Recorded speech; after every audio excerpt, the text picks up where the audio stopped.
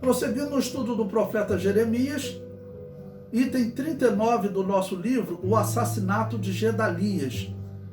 Estudando Jeremias 41, versículos 1 a 18. Separei o versículo 2 que diz: E levantou-se Ismael, filho de Netanias, com os 10 homens que estavam com ele, e feriram a Gedalias.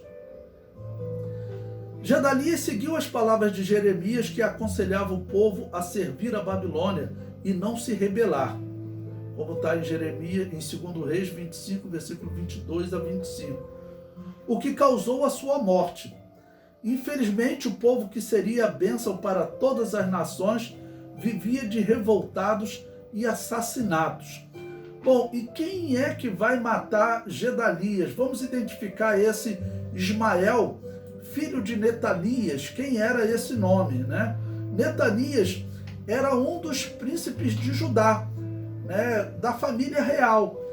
Como Nabucodonosor havia tirado o direito dos descendentes de Josias e de Jeoaquim de assentarem-se no trono, como começaram colocando o tio, né, Zedequias, e depois de Zedequias colocou Gedalias, aqueles descendentes que teriam direito ao trono, de alguma maneira, sendo descendente de Davi, eles resolveram fazer o quê? Eles resolveram partir para a guerrilha.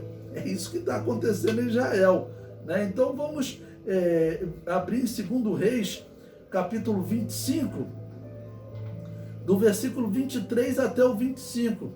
Esse texto vai exatamente falar desses homens que eram descendentes, né, de Davi, que eram da casa real. Diz assim, 2 Reis, capítulo 25, versículo 23. Ouvindo, pois, os capitães dos exércitos, ele e os seus homens, que o rei de Babilônia pusera a Gedalias por maioral, vieram a Gedalias a Mispá, a saber, Ismael, filho de Netanias, e Joanã, filho de Careá, e Seraías, filho de Tanumete, e Netofatita, e Jazanias, filho do Maacatita. Só nome estranho, né? Ele e os seus homens. E Gedalias jurou a eles e aos seus homens e lhes disse: Não temais ser servo dos caldeus, seguindo o conselho de Jeremias. Ficai na terra e servi ao rei de Babilônia, e bem vos irá. Né? Esse era o conselho de Jeremias, e Gedalias está seguindo, e também aconselhou a esses príncipes, né? Sucedeu, porém, que no 7º mês veio Ismael, filho de Netanias, o filho de Elisama, da semente real. Veja, então ele era descendente de Davi. Então veio, sendo da semente real, e 10 homens com ele, e feriram Gedalias, e ele morreu, como também os judeus e os caldeus que estavam com ele em Mispá.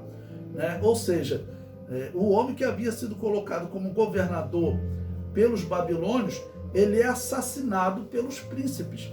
Esses príncipes que estavam causando problemas para Jeremias, foram eles que jogaram Jeremias no calabouço. Então eram realmente um grupo de revoltados e que estão agora fazendo um trabalho, né, infelizmente, de morte, de assassinato. E não vai parar por aí, não.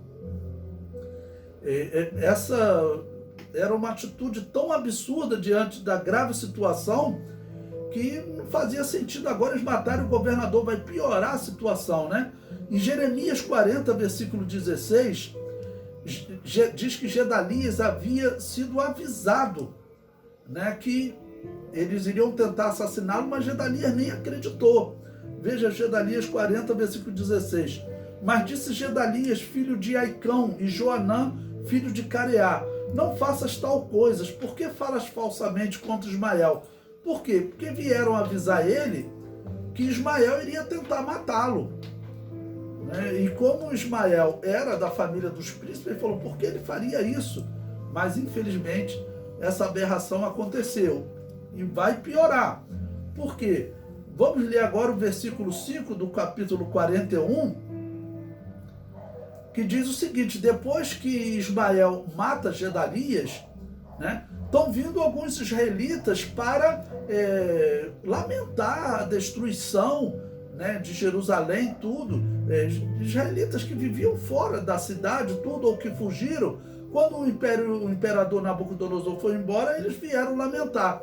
Veja o que Ismael vai fazer. Versículo 5. Vieram homens de Siquém, de Siló e de Samaria, 80 homens, com a barba rapada, que eles faziam isso em forma de luto, né? Porque para os judeus era tradição usar a barba, com a barba rapada, as vestes rasgadas e o corpo retalhado. E traziam nas suas mãos ofertas de manjares e incenso para levarem à casa do Senhor. E sucedeu, porém, que indo eles até o meio da cidade, matou-os Ismael, filho de Netanias, e os lançou num poço, ele e os homens que estavam com ele. Né? Ou seja, os príncipes, os descendentes de Davi, agora estão se aproveitando e matando, vamos dizer, por motivo nenhum. Porque eles mataram Gedalias, pode alguém até argumentar, porque eles não tiveram direito a sentar-se no trono, a ser colocado como governador, não aceitaram um governador colocado por Nabucodonosor. Mas e esses israelitas que vieram simplesmente num ato de tristeza, tá bom? Trazer uma oferta ao Senhor. Eles matam também esses homens.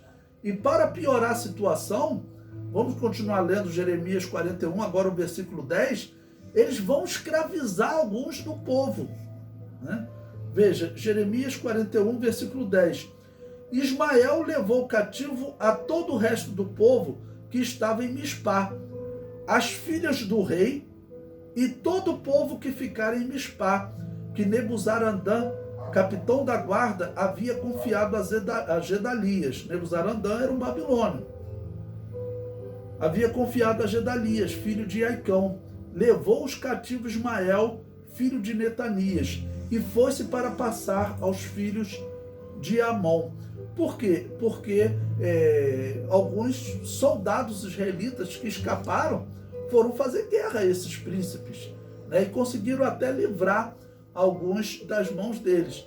Mas, infelizmente, ele foi habitar junto aos filhos de Amon e levando escravos israelitas.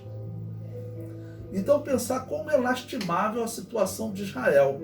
Tá bom? Nós estamos vivendo aqui cerca de 400 anos depois de Davi, e aquele reino imenso que Davi deixou. Depois Salomão, ele não fez guerra, mas como ele colhia tributos de muitos lugares e fez muito comércio, Salomão, ele deixou um reino muito rico. A Bíblia diz que Salomão era o homem mais rico de todo o Oriente.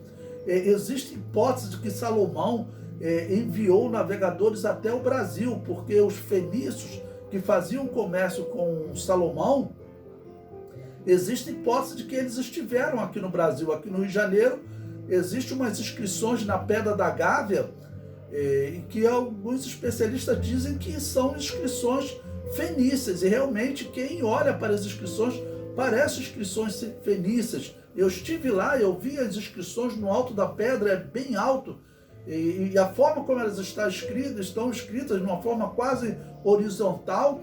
Alguns negam, mas parecem ser escritas, e realmente se parecem com escritas fenícias. Então, alguns, por exemplo, têm hipótese que Salomão, os fenícios deram o nome ao rio de Solimões em homenagem a Salomão. Então, Salomão teria enviado navegadores para toda parte do mundo. Vocês ouvem falar de judeus que foram habitar na Espanha, na época de Salomão, ali pelo ano 950 a.C., porque foram com os fenícios que navegavam todo o Mediterrâneo e exploraram aquela região. Então era um reino extremamente rico. Se dividiu depois de Salomão, foi enfraquecendo. Aí o faraó egípcio invadiu Judá, levou a riqueza do templo. Eles foram enfraquecendo, guerras, enfraquecendo. E chega a esse estado lastimável de as 10 tribos do norte terem sido levados cativos para a Síria. As 2 tribos que restaram, Judá e Benjamim, agora levados cativos para a Babilônia. E para completar, aqueles que restaram da descendência de Davi estão fazendo guerrilha e levando cativos para habitar com eles em povos vizinhos, no caso com os amonitas, né? É realmente uma situação desesperadora para o povo de Deus.